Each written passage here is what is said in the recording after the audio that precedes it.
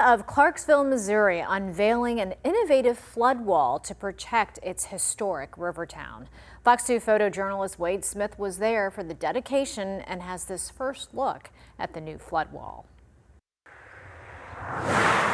On a hot summer day, welcome one and all. Clarksville residents braved the heat to witness the dedication of a groundbreaking new flood wall. The system is ready to go. It's ready to hold back water. The city says this wall is a huge step forward in safeguarding this historic river town along the Mississippi River. You know, the goal of this project was to provide flood protection to 100-year plus 3.5 to protect the city of Clarksville historical downtown while maintaining the ability to see and to touch the Mississippi. Clarksville has faced numerous devastating flood events in recent years. They had 9 floods in 11 years. They sought a new kind of solution to protect this community. The system is made up of extruded aluminum planks. That means they're hollow. Guided by FEMA and the U.S. Corps of Engineers, this town opted for a state-of-the-art portable flood wall. I like to think this is a cutting-edge system. Should be able to get this system set up in a couple days. Mayor Joanne Smiley spoke at the dedication, and she emphasized the city's commitment to preserving the connection between the town and the mighty river.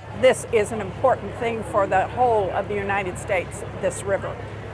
And we need to love it and we need to take care of it. That's why I came to be a part of the development of Mississippi River Cities and Towns Initiative.